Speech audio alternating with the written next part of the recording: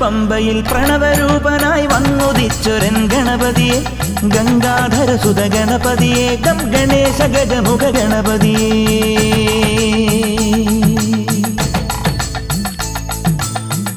പമ്പയിൽ പ്രണവരൂപനായി വന്നുദിച്ചൊരൻ ഗണപതിയെ ഗംഗാധരസുത ഗണപതിയെ ഗം ഗണേശ ഗജമുഖ ഗണപതിയെ പമ്പാ ഗണപതി പാരിന് ഗുണനിധി മംഗളമൂർത്തേ സിദ്ധിവിനായക ഇരുമുടിയോടെ ഞാൻ മല കയറുമ്പോൾ തുണയരു